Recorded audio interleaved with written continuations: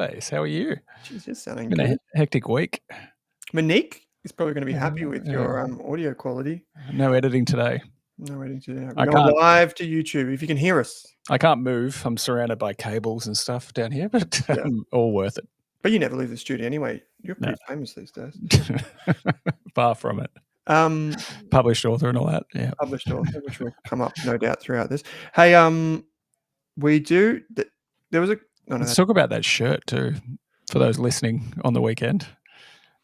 Well, Is I woke up. Is that a candy stripe? I think it's a candy stripe. It's a salmon. I woke up this morning and I was like, I'm going to put on my big boy pants. And I was like, wait, am I? Yeah. And I did. I can't remember why I did that. No idea. But here I am.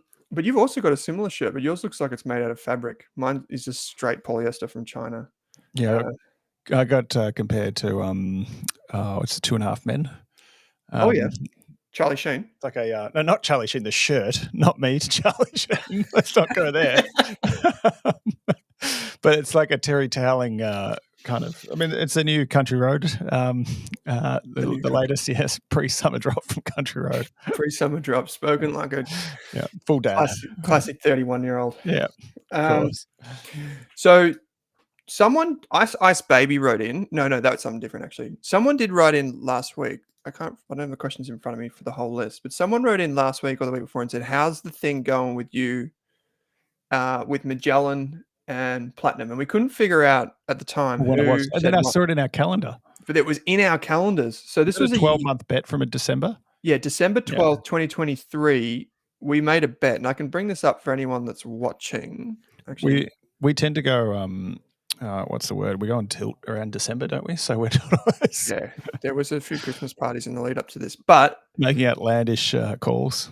Yeah. So there was a 12-month bet. Drew said Platinum. I said Magellan. This is the only reason I'm bringing this up, by the way. Oh yeah, because I can already tell. Yeah.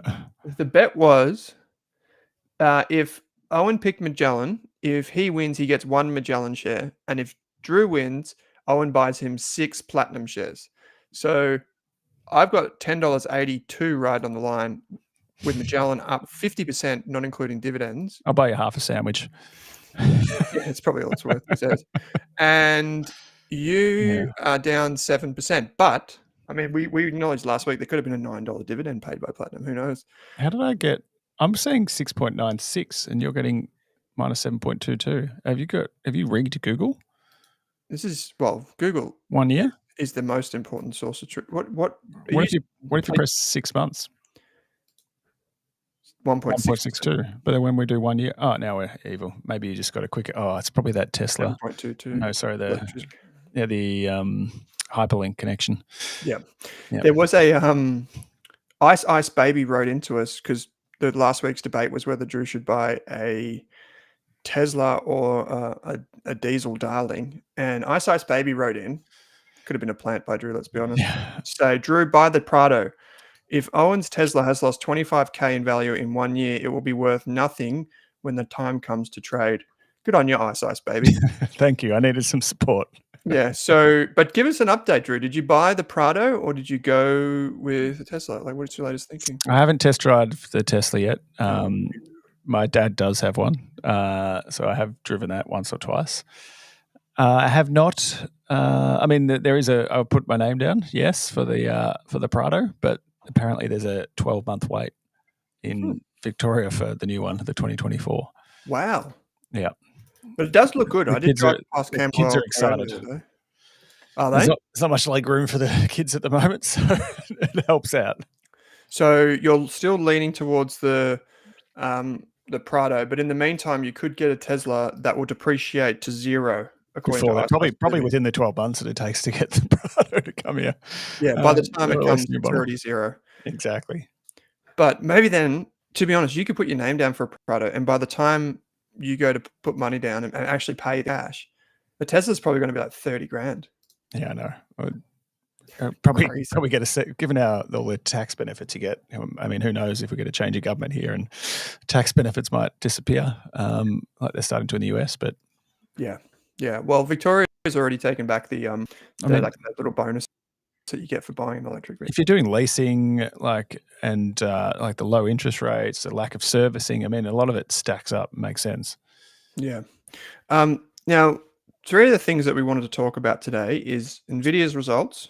Yes. We want to talk about industry funds, and we want to talk about the questions that everyone sent into us, which are great. If you're watching live, you can also provide some running commentary.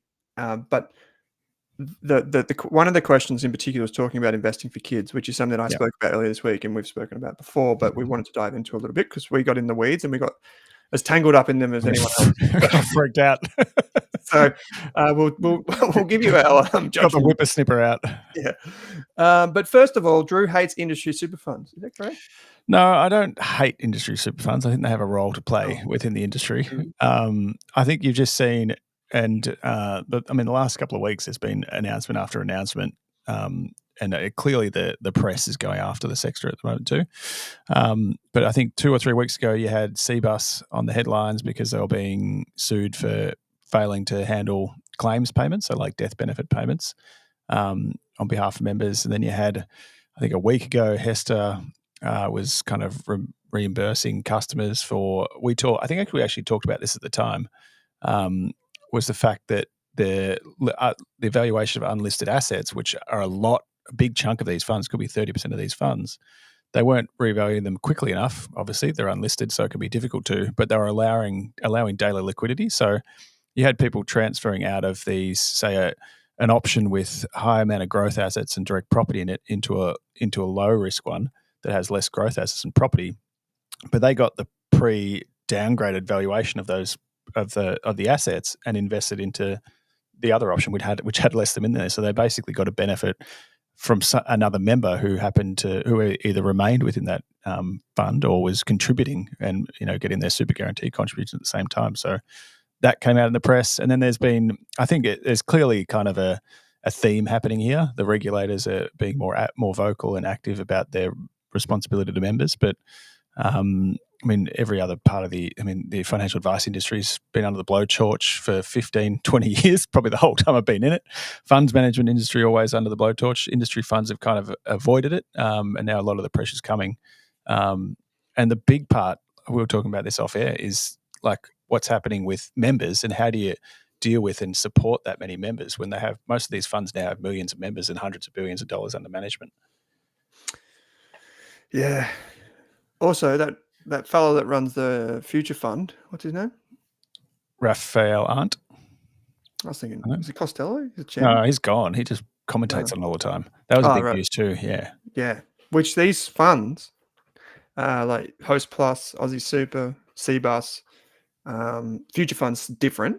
Yeah. But all of those gigantic funds have received massive government endorsement over the last 20, 30 years because the government needed these funds to exist. But now it's at a point where there's massive consolidation. They're getting bigger, they're getting more powerful, and regulators are waking up to it. But, we've seen with financial advice, Drew, there is like, was it Host Plus or was it, I can't remember who, maybe it was Hester. I don't know who it was recently, but one of them announced a more robo-advice thing that they're investing in to try and help with a lot of those things. So, I remember I was doing case study on this as part of an assignment that I had to do for uni recently.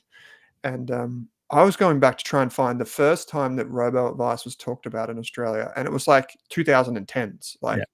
They were talking about how they're going to deploy this thing and it's going to help thousands of members. AMP tried it as well. Yeah, and no one's done it. There is finally some good movement with some of the tools now, but no one's really done it. So how do you help 2 million clients in one go? It's nearly impossible. And that's why, we see it all the time, people in retirement move away from industry funds. Like the industry funds, and there's a few articles at the moment, they benefited from super guarantee contributions. Their biggest problem was deploying capital. If you've got $100 billion and you're getting, but a lot of them were getting you pay, say, $5 billion a quarter coming in. That's an ASX listed company they can buy every quarter. And that's just a made up number. I think it's even bigger than that. But their problem was deploying capital and constantly having to deploy it, because if they didn't and it was sitting in cash, their returns would have been poor and their members would have been unhappy. So I think that was their focus for so long. And it was all about performance. But now you've got this aging population and more people hitting retirement. it needs, like, there's things you can do via scaled. You can do contributions, you can do pensions, you can do those, but there's so many questions, and I'll hopefully anonymize it. But like, people need some and there's a real lack here of understanding what their superannuation can get them to allow them to make decisions about the rest of their lives. And it's incredibly difficult to engage with people to do that en masse. That's very personal, and everyone learns and we know this delivering statements of advice. Like, some people are visual, and some people like the detail. So how do you deliver something that's appropriate to everyone, helps them all engage with their money more? That's where I see the biggest challenge as like, they're clearly investment capabilities are good. They're not the lowest fees that they used to be, but they're struggling to keep up with members. Interestingly, Drew, that wasn't too negative, was it? We're just prepping for this. Let me share my email. So in my inbox here, I got this email from Host Plus 17 minutes ago, which was literally as we were just going to go to air. And if you scroll down the Host Plus email, I'm not with Host Plus, by the way. It's got just launched.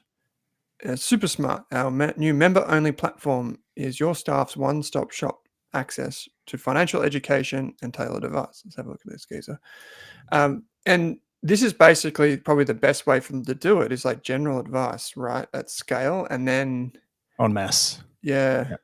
But it still doesn't fix the problem. Like you said, if you've got lots of people that need advice, but they've only got 100 grand in super, or they've only got a little bit of money, that no financial advisor can service a client like that because the costs are so high. Like you said, like scaled advice, they could probably help them say, I will direct you on how to switch over to pension mode and how much you need to draw, but beyond that, we can't really do much. How much longer you need to work, what the age pension might be when you get to, how old you have to be to get the age pension. Like, they're all, and you can find a lot of it online, but even as we know, when we'll go through the investing for kids, there's a lot of different random resources out there. So, I mean, it's the big challenge. Like, there's been a lot of internalization of investments, and I think a lot of the member treatment, as we saw the last few weeks, is outsourced. So, like, a lot of the dealings with members and administration is outsourced. So you probably, and I think for good reason, because if you insource that, you have to increase the size of your team, which means your costs go up.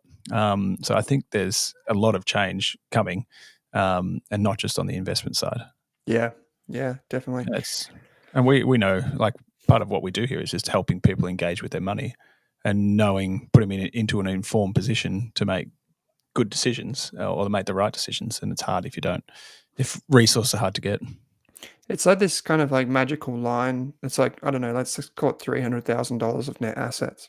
If you're below that line, it seems to be like when you hit retirement, you're less inclined to be engaged in financial literacy and neat stuff. You probably never invested, these types of things. But if you're over that line, you can probably start to afford some type of advice. And you're probably, I'm just making assumptions and generalizations here, you're probably financially literate. So the people that you can't really reach are the people that are less inclined to engage and probably can't afford advice at the time that they would probably need it. Yeah. This is kind of like, I don't know, it's kind of two-speed person in the economy for financial advice. And hopefully more people can use general advice and use things like podcasts like we're doing right now, free online courses. Even social media is probably a positive for a lot of people if they can get into it. But so I have my I use Australian Super for my superannuation, but I use the indexed option because I don't really like the idea, even though the implied returns might be better from a balance strategy. I don't really like, one, the higher fees, but not necessarily the fees. It's more just the fact that they invest in unlisted assets. Yeah. I just don't know what's going on. A lot of people make the mistake of going with Host Plus because that's what I think Barefoot talked about a bit in his book, but they forget that he didn't select the balanced option. He said like the index option, something like that. So be careful which strategy you select in your super fund, because it's the difference between what you think you're getting and what you're not getting. In other news, Drew, an escalation in tensions between Ukraine and Russia. How much of this, like, we've obviously got things going on with Gaza and Israel, Iran and Israel type situation. How much of that type of thing plays into your mind when it comes to making decisions for clients or for your own investing? Not much, to be honest. Like, and it's probably evidenced by the fact, I think has it been 1,000 days now I'm pretty sure it's 1,000 days of combat. I think 2 or 3 days ago, and you can tell, like at the time, it had a shock, and it was probably more like anything global like this. And you see it in Gaza; it's always about who's involved and what happens to oil supply, because whatever we think, oil demand is still incredibly strong and central to so many different things. So it's all about what's the impact of oil, and then that can have an impact on inflation. But it's been going, like a lot of these, we call it regional, but obviously there's a lot of people being impacted by it. They have less of an impact they have basically no impact on the 30-year returns you're going to receive. And a lot of it is noise, but a lot of it you can position for or protect from in the short term. But even then, like I think from the beginning of the conflict, it's been pretty much straight shooting upwards for almost every major market in the world ever since. So, yeah, there's kind of like what impacts and what doesn't, right? Yeah. There was a lot of supply chain impact, obviously. Yeah. Things like wheat and food and those types of things were impacted. Probably misunderstood, underappreciated how much impact that had on Australia, probably. Yeah, because it then had the trade, like it was basically the trade routes and a lot of that stuff coming out of Ukraine. And obviously there's just a general uncertainty. Since then, we've seen the gold price. Maybe I can bring up the gold ETF or something on the screen, but we've seen the gold price like really taking off. You're being called out here too. There we go. Interesting to from Ali. He's got the question. Interesting to hear you don't manage your own super, Owen. Any reason you don't use platform super providers like Superhero? Thanks, Ali. Good question. I'm not really a superhero, if I'm being honest. But I am super sensible. Just kidding, Ali. I'm not. No, so seriously. Yeah, well, I will be switching to an SMSF in the near future. But you got to remember, Ali, I've been a business owner for a very long time. So, like, in fact, all of my career. So I've only really started adding to super in earnest in the last few years because a lot of it just went straight to my own investing because I was so young. I didn't really want to wait until 65. Like I have other plans. And then the other thing was it just didn't make sense at the amount of super I had. It's probably enough now that I could do it. And I will be doing it. It probably in the next 12 months is probably fair to switch to an SMSF. So I'll be doing that, my wife and I. But the key thing for anyone that considers anything like Superhero or any of those new players in the SMSF space is don't get sucked into the marketing. You've got to be really careful about things like insurance when you're younger. Like a lot of those like Superhero Stake, Perla, not so much CMC markets, but like these types of platforms do attract a younger accumulator. So if you're listening to this and you're pre-retirement, just be really careful about stuffing up your insurance. And when I say that, a lot of people are like, oh, no, I'll just switch it to the new insurer.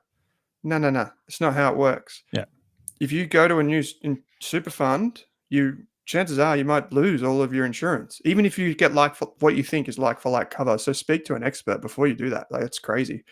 Like, for example, if you signed up to Australian Super when you were 25 and you did the insurance and you filled in the questionnaire and whatever, and then you do it at 45, you think, oh yeah, I'm still going to have 600,000 of death or whatever because I did that, whatever. It's like for like health insurance. It's not that. You might actually reset your insurance completely and not be covered for anything that happened between 25 and 45 or even all of your life. So real big warning for anyone that goes ahead and sets up one of those off-the-shelf SMSFs or whatever. Just be mindful of your insurance before you do it. Obviously, when you get to Drew's age, like you mentioned before, I don't know, like not Drew's age, but like, sorry, I should. This is when you get to Country Road. No, but when you get to the age of the clients that Drew deals with, he's more inclined to be cancelling insurance for the right reasons, and it doesn't really matter. Whereas the people that I tend to talk to a lot really do need insurance. So that should be what's my downside before looking at my upside. But for me personally, I'll keep my insurance paid. Either you can do something called a rollover in super where you push your super somewhere else. But for me, I would probably be inclined to keep a certain amount with Australian Super so I can maintain my insurance. And then have another one that's more just purpose built for investing. You do that, don't you? That's what I do. Yeah, I've got an industry super fund that has my insurance in it, and my contributions go in there to a reasonable level. And then I've got an SMSF where I control the investments on the other side. So how do you do that practically speaking? Like you receive the contributions to say your industry fund, and then how do you get the money from there to the SMSF? You can just do a rollover, like you literally do a rollover request and it gets transferred within about 2 weeks. At the moment, it's not a major. You do have to keep contributing. I think there's still the law that if you're not contributing and your fund balance is going down, they tend to close your balance or cancel your insurance, so it's not eating up all your fees. So it's important to keep contributing or splitting your contributions or rolling over every now and then. And then I think I'm just invested in there either cash because I've got growth everywhere else, or more index, as you said, kind of index in there because you're just using that money to pay insurance premiums. Yeah, and because you can have multiple super funds as long as you're aware of the costs. Always the key. Yeah, there's something you touched on there too. If your super balance goes below a certain amount, they may cancel your insurance because there were rules brought in a few years ago. So for anyone else, just be mindful of all of those things. Read it in the T's and C's, of course. So the other thing on the news was Nvidia, Drew. Do you own Nvidia? Not as a direct stock, but you remember I still have FANG. Right, yeah, FANG, of course you do. And IVV and GQ. Let's not talk about GQG this week. They dropped 20% yesterday, but in quite a few holdings. So they referred to this as like probably one of the most important earnings results in history. I know. Wow. You need to, and you're pretty good at this too, having a bit of clickbait in the title. But there was a lot of talk about this being a massively important earnings result. But, honestly, it wasn't. It was basically in line from what I could tell. We just had a lazy doubling of sales again, and pretty much this is probably the interesting part, which is that all their basically 90+% of their revenue all comes from data center sales now, where it used to be much broader than that, and not much broader, but in like graphics chips and completely different business today. And shares fell on the day or in after hours, but managed to eke out like a 1% gain the day after. So it's basically in line. The concern for everyone and any company running on this sort of margin is like their margin was going to drop from, I think, 75%. So the profit per revenue was like 75% to 73%. And that was the biggest concern to investors. Advanced Micro Devices, one of the biggest competitors, has a similarly fat margin at 50%. But it's nowhere near the 75. I think BHP is the only company, or Fortescue run on like margins like that, but they literally dig out iron ore cheaper than anyone else. What a problem to have. Yeah. Let's have a look at some estimates amongst analysts of what they think for Nvidia. So let's go revenue here on this chart, and let's go. What did you say? EBITDA margins? Why don't we just go with that? That sounds good enough for now. So we are 2020. Here we are, 2024.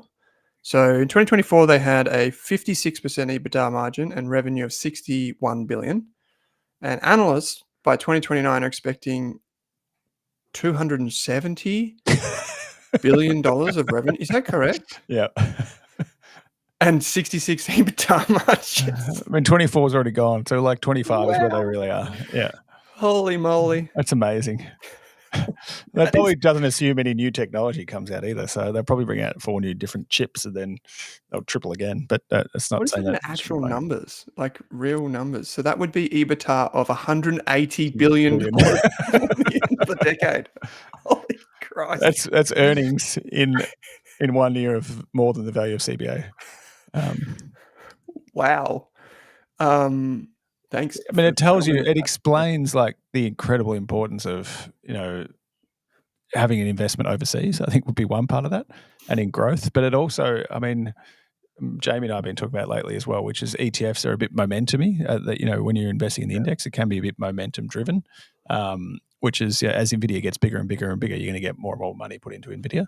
But it's worked. I mean, clearly it's worked for the last 3 to 5 years, 10, 15 years probably, riding the domination of like 8 or 10 companies.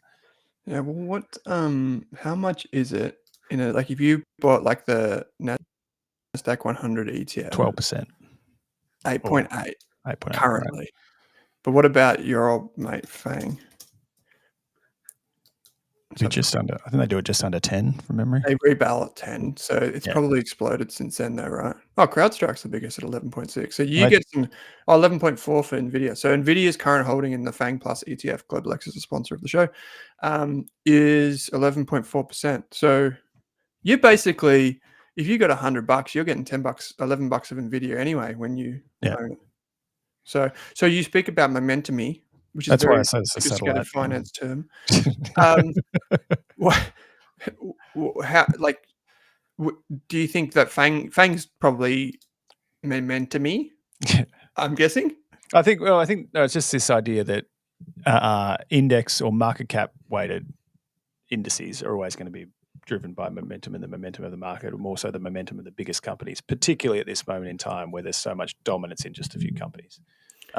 And that's, as we say, that's fine if you're still contributing and you're still buying into that market regularly, because you'll deal with the ups and downs. So, but we're always looking to blend some active and passive to hopefully smooth the ride.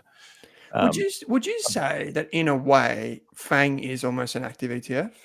Because it's just 10. Yeah, it's a satellite. And I think I've said many times it's the satellite.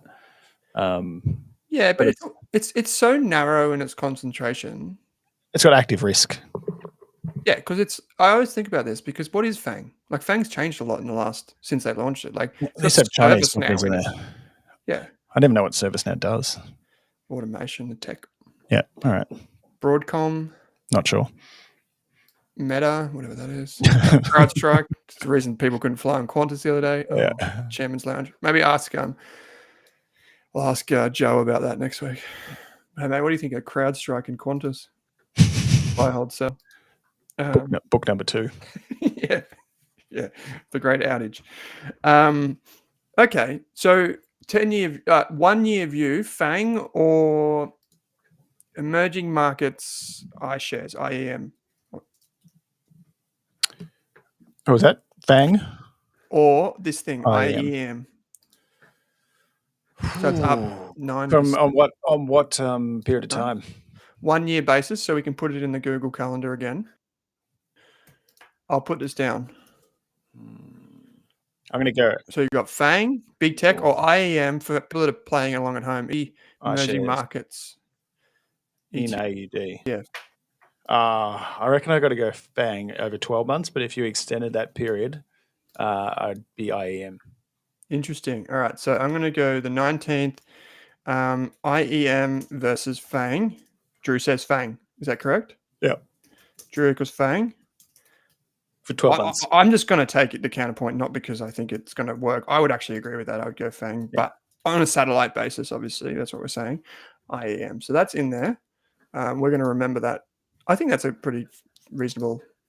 I think both of these ETFs are reasonable, to be honest. Yeah, definitely. I just think, like, on a short term, and we don't think about it that much, but with what's happening in the US, the next 12 months is going to be difficult for broad-based EM, I reckon, but active management will pay off. Yeah. Okay, then. That's all fair enough. I can get along with that. In other news, Amcor is an emerger, which is going to make it a truly even more global business. 20-odd billion in revenue, I believe, is what it's going to have by the end of it. That's news. Do you own Amcor?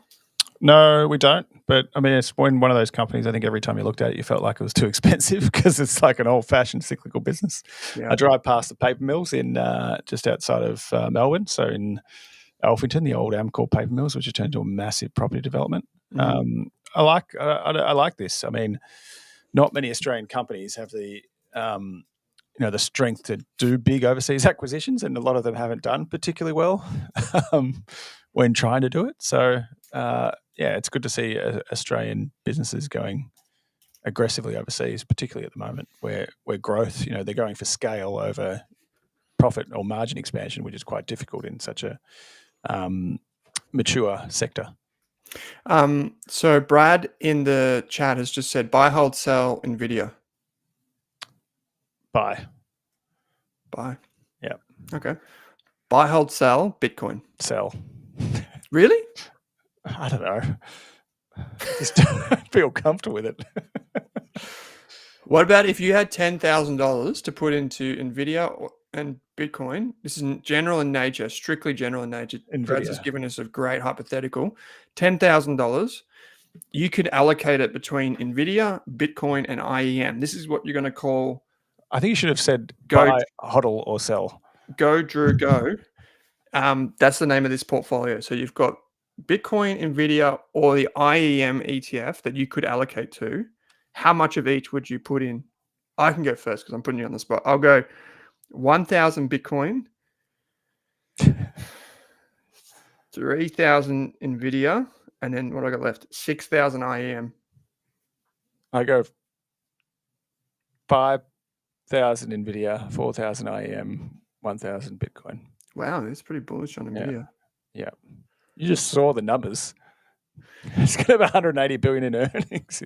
But the thing's priced at isn't it off the charts now? That's what happens if you're going to quadruple earnings.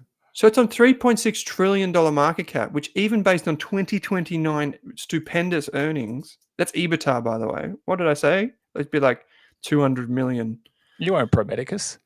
Gotta go to the next Pro Medicus. That's 18. Is that 18 times EBITDA? 18 times 2029 EBITDA. Bargain. What year are we in? When can you buy it in 18? You can never buy it on 18 times. You'll be in 2028, hopefully. Maybe we're not doing this by then. Who knows? And you'll be buying.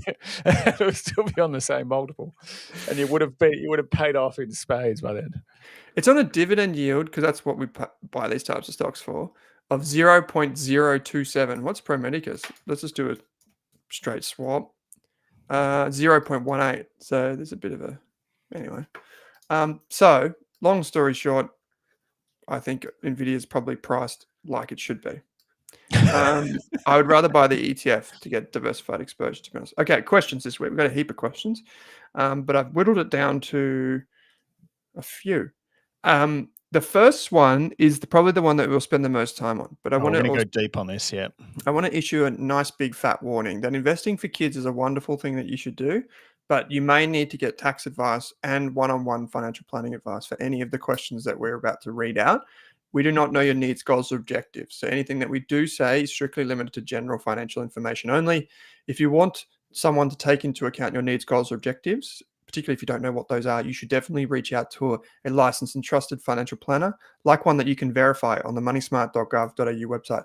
Like Drew's on the register as well. So I don't think there's a photo of him in headphones though, but there should be. But you can reach out to someone on there. Don't trust anyone until you can verify them on that website as being a licensed financial advisor. There are instances where you may also need tax advice. You should seek out a tax accountant or tax advisor on that as well.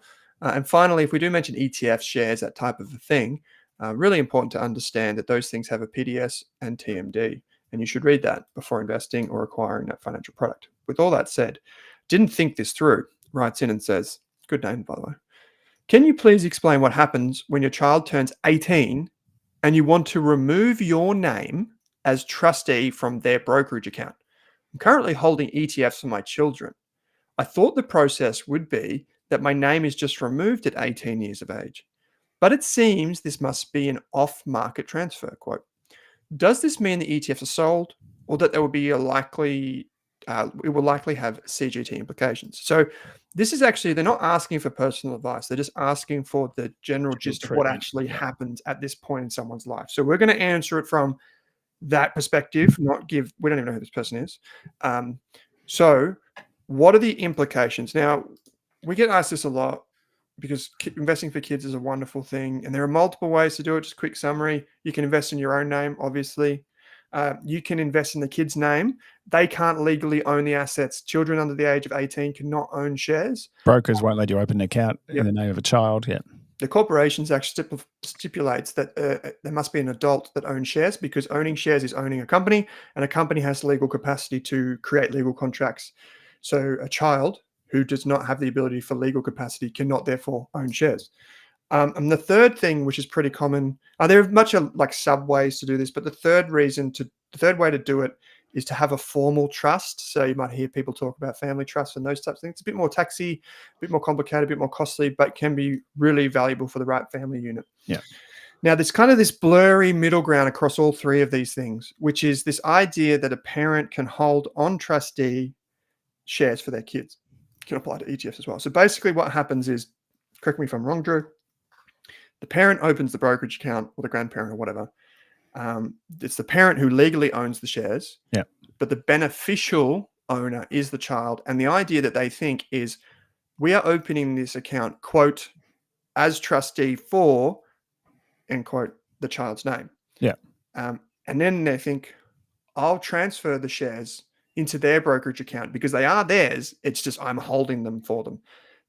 Do I have that right so far? Yeah, you do. It's incredibly complicated. Like you can, and I think the part of the question here is that anytime you're changing the name or transferring a shareholding, it has to be done by an off-market transfer. Like if it's changing name completely, it has to go into a new account registered in that name. That's the first part, and the big part. And then we're probably going to find like 3 different pages with different answers for the CGT question. Which we did, to be honest. But even the ATO support has different answers. And speaking to different advisors through time, they've all told me different interpretations as well. But what we can say is we can, like live here on the show, probably helps being live here, is we can refer to the ATO website, and specifically this page, Children's Share Investments. We're recording this on the 22nd of November 2024. And they use an example down the bottom here. So you can own shares on behalf of your kids, but use their TFN. So you can open the account in your name, but use the child's TFN to open the account. And the key thing is that then when they do their tax return, it's under their tax file number, not yours as the parent. And that has tax implications in the sense of if they're not an exempt person, whatever that is, if they're not an exempt person, they have higher tax rates for certain types of income.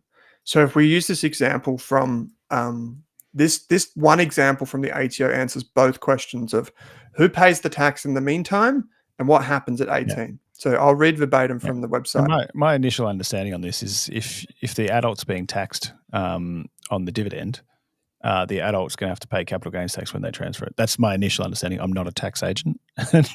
We're about to go into the detail of this anyway. So this is the quote. Sarah buys shares for her child Michael with money given to him for his birthday.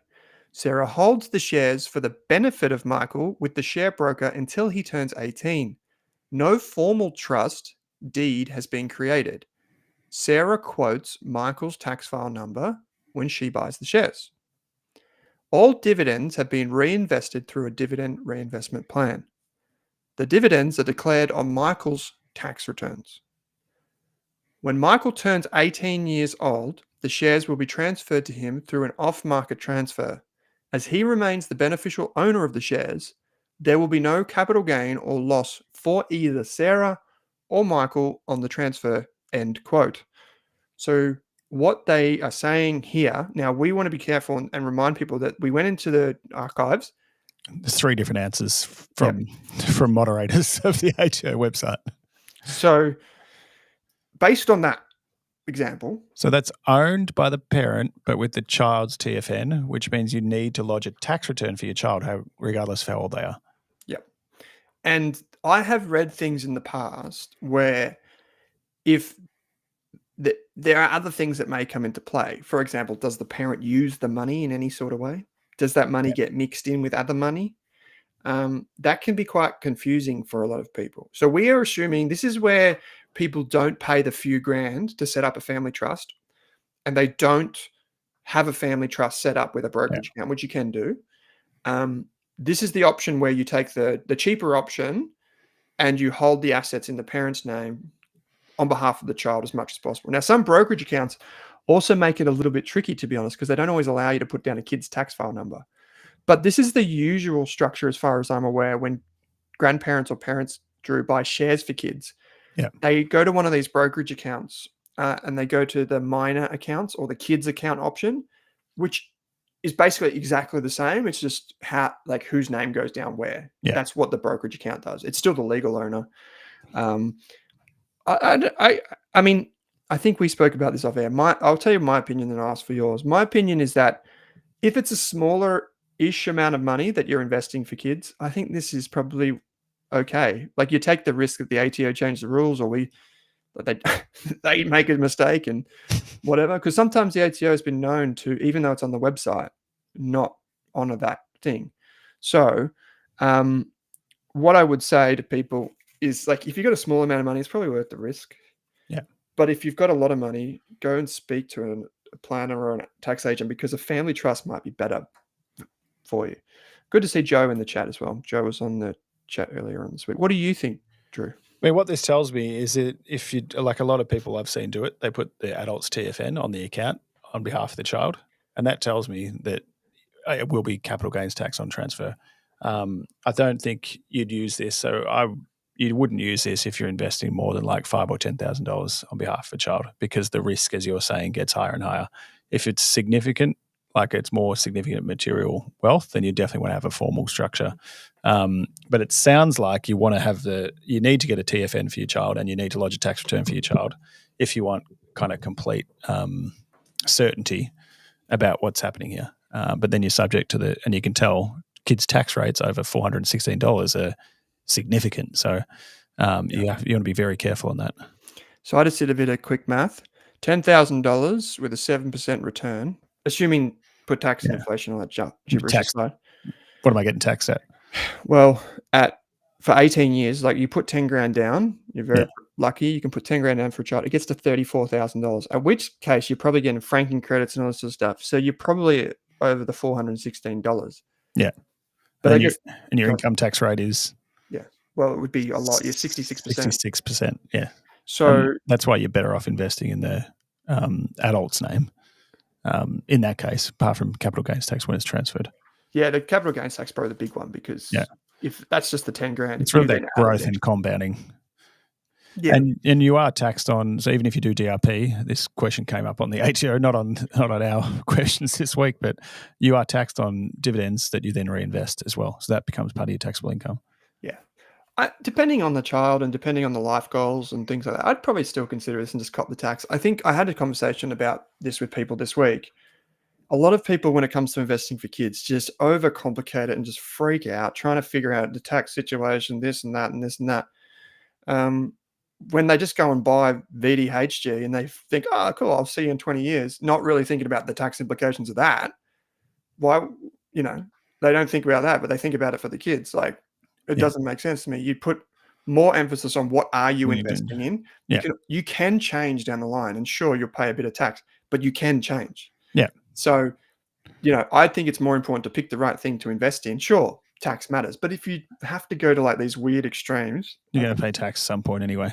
Yeah, just don't get out of it. Yeah, it's a good question. I think it's wonderful because, like, we want to make sure that people can invest for their kids, and even if they're adult kids.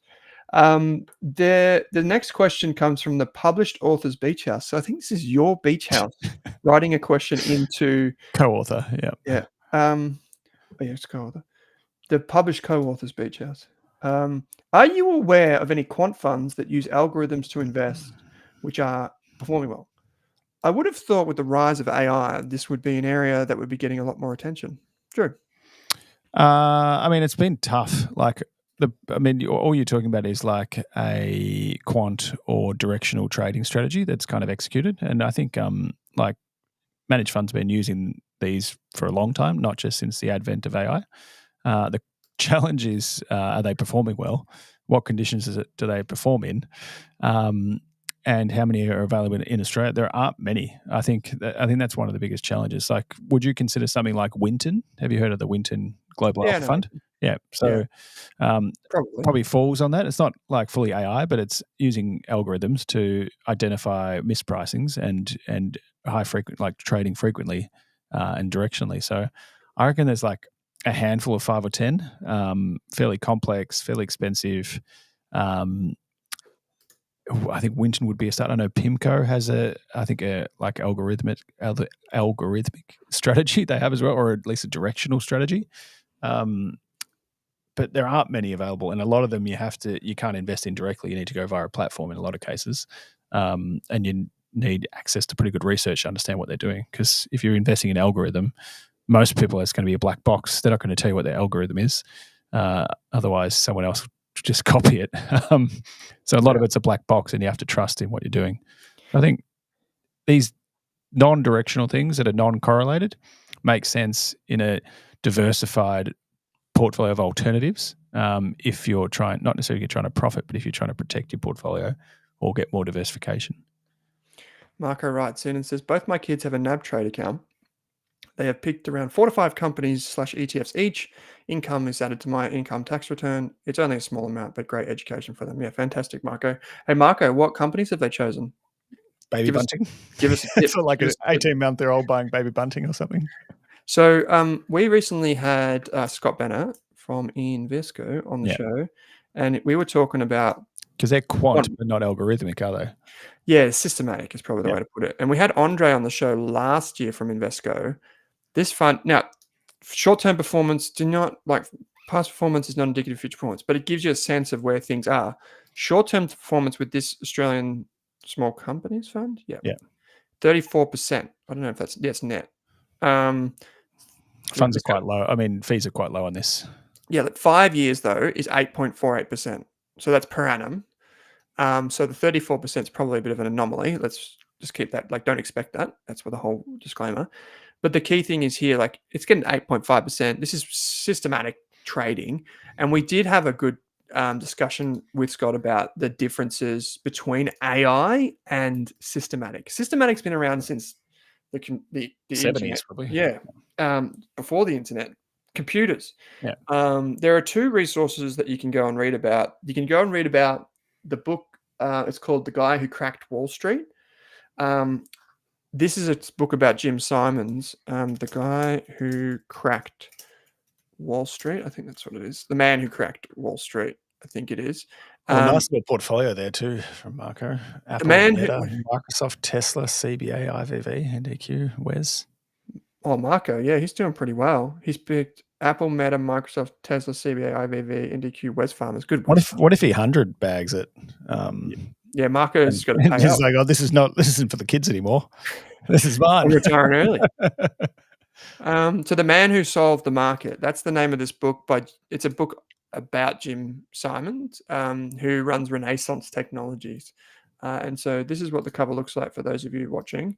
And he's the greatest quant trader that's lived, as far as I'm aware. I haven't come across any others. Maybe there's a better one, but he created a heck of a lot of wealth for himself. That's for sure.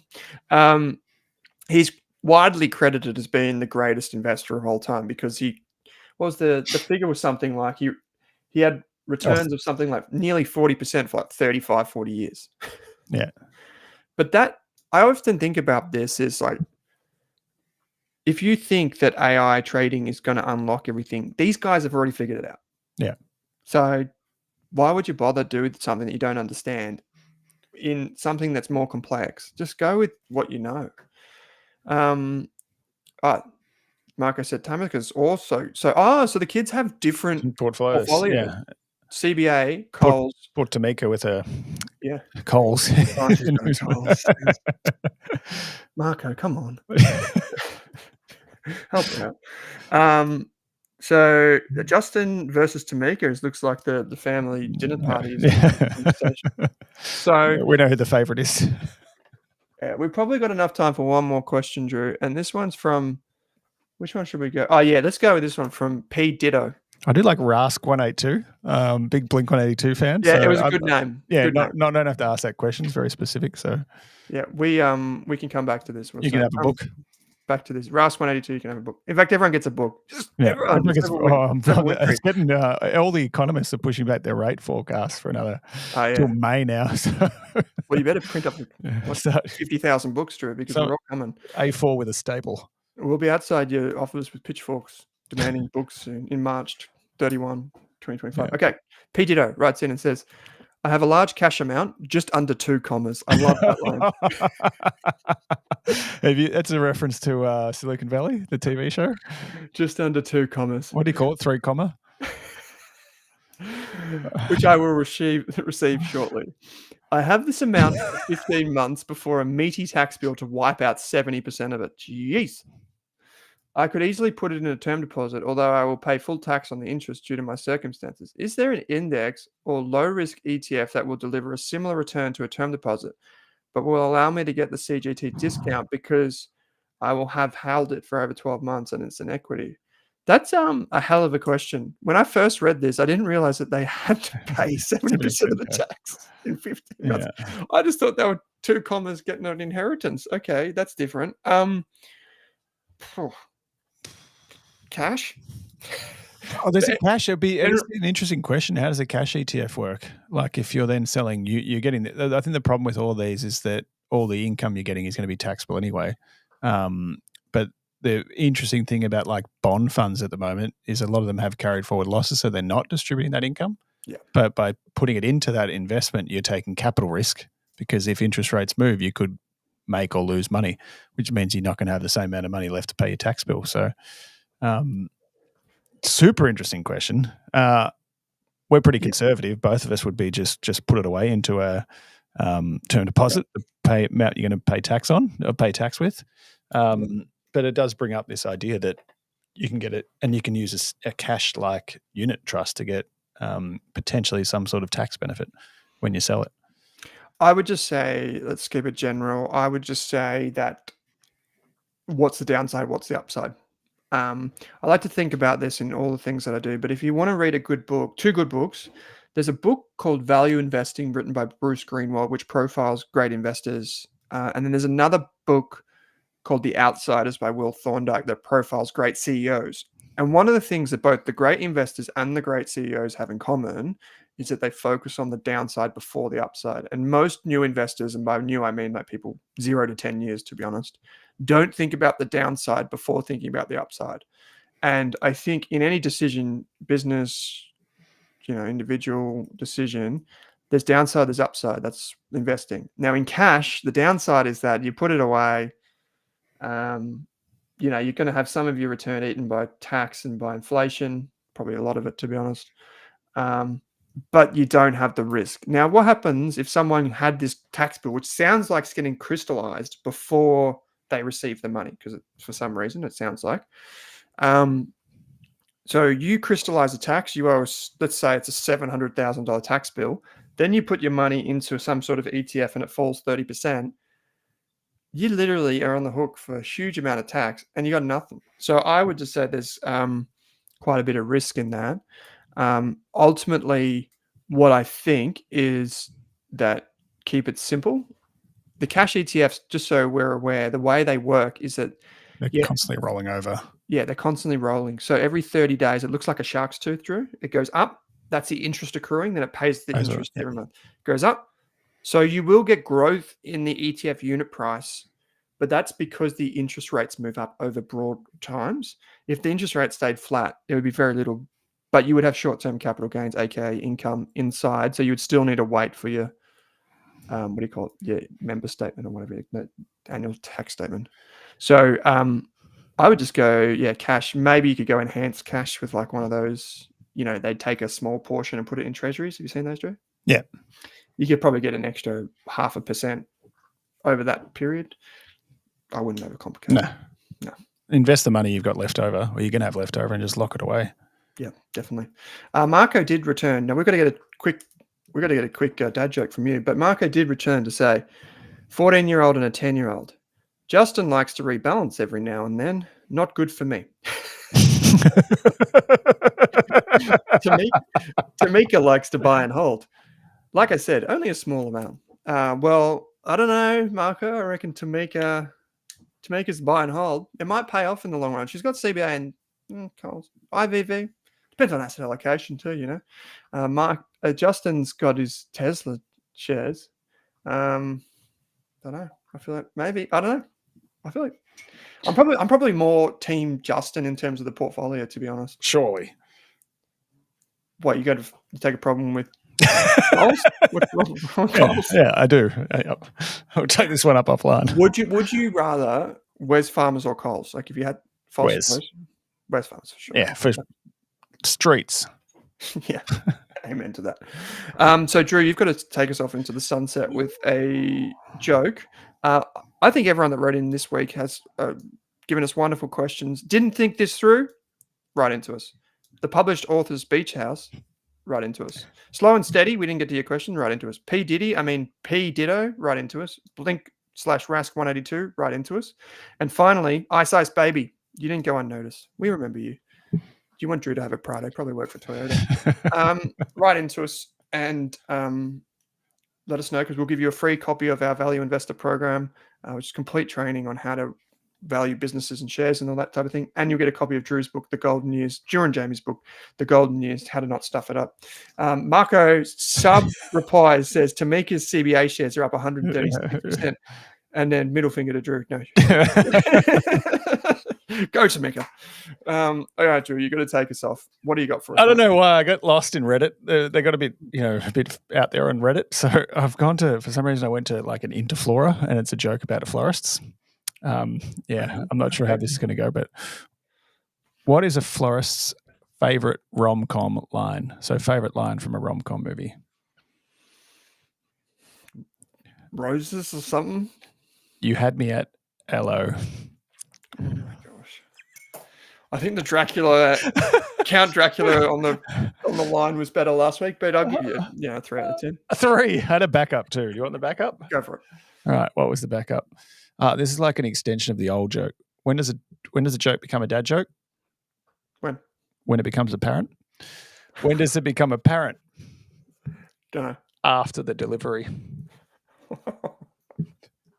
That's a two-parter. I should have led with that one. That is very good. That is very good. Jeez. I was trying to set you up with the first one. That's good, mate. That's good. Thank you to Marco. Thank you to everyone that wrote in. Joe, Brad, Ali. Good to see you live. For everyone on Saturday morning, have a wonderful weekend. Thanks for tuning in. Send us your questions via the link in your show notes. Get in touch with Drew and the team at Waddle Partners, waddlepartners.com.au, or just send all complaints care of Drew at waddlepartners.com.au. Yeah, but seriously, you can get in touch with financial planning via the link in your show notes or description in YouTube. Drew, absolute pleasure, mate. Thanks for joining me. Good to see you.